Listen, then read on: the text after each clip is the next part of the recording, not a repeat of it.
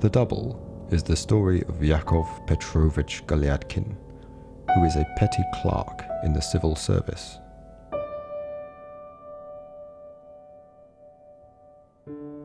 He considers himself extremely honourable, and he has a strong dislike of double dealing.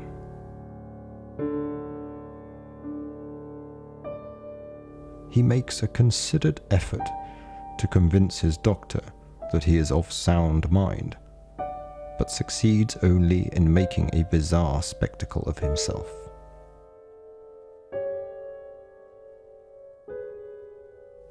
He then gate crashes a dinner party at the house of his superior, where he creates a terrible scene, humiliates himself beyond measure, and is ignominiously thrown out into the street.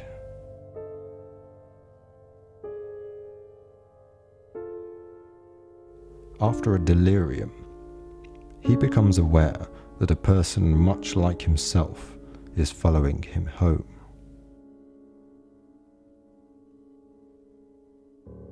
He then discovers to his horror that another man has been employed in his office who has the same name as him and who looks identical to him, except for the fact that this other Galyadkin possesses all of the social graces and abilities that he both lacks and resents.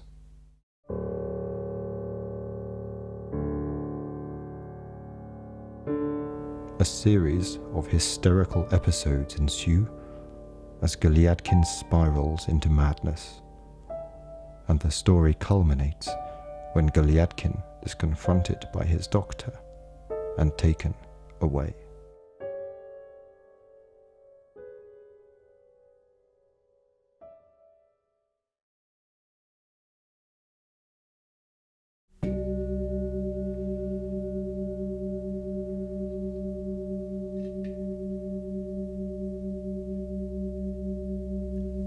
Until now, you have not known me, ladies and gentlemen.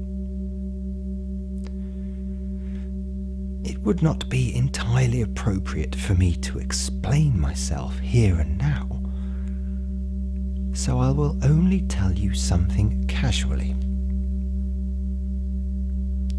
There are people who do not like deviousness and do not regard acquiring the ability to polish a parquet floor with their shoes as the true purpose of human life. There are people too, ladies and gentlemen, who will not say they are happy and living life to the full just because their trousers are a good fit.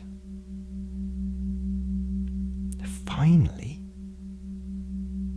there are people who don't care to caper about and fidget aimlessly and flirt and make advances. But I will say more.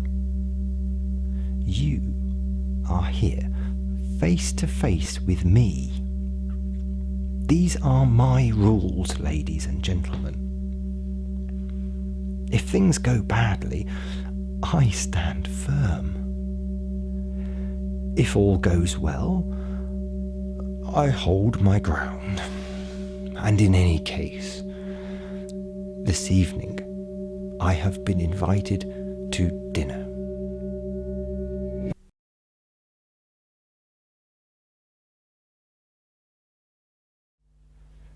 The extent of Ippolito's identification with Galyadkin is most apparent in this scene.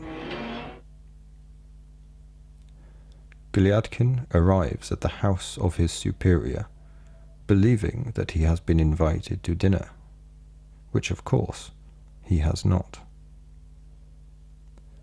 But there is a double image here.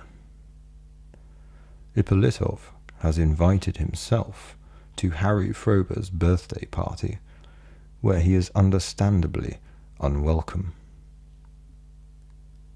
Her brother tells him in very colourful language, to go away, and, true to the novel, he then decides to climb over the wall in the rear garden and break into the house via the back door.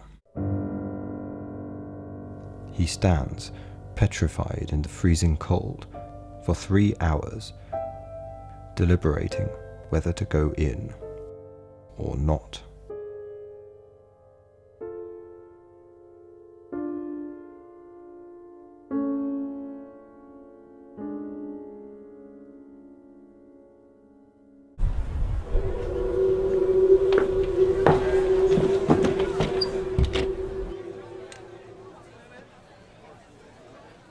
We, the spectator, are now left at the back door of the house, trying to imagine what kind of painfully embarrassing scene is unfolding, not only between Golyadkin and his superior, but also Ippolitov and Harry Frober. Critics concur that this closer-than-life fiction element of the film is the key to its success, inasmuch as the boundary between artifice and document becomes hazy.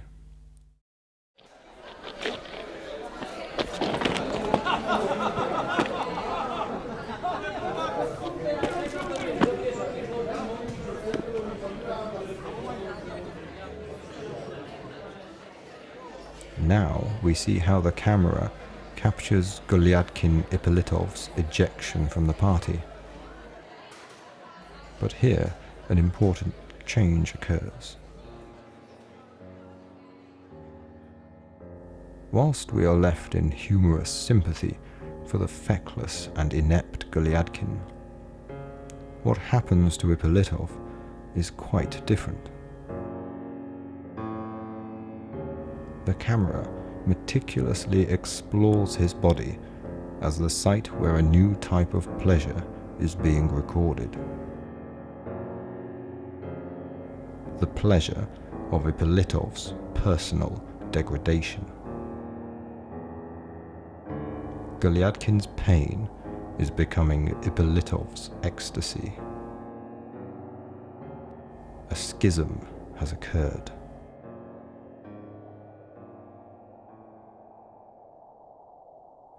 The delirium that ensues captures a schizophrenic experience of intense terror coupled with concentrated sensuality. The scene is set for the appearance of the double.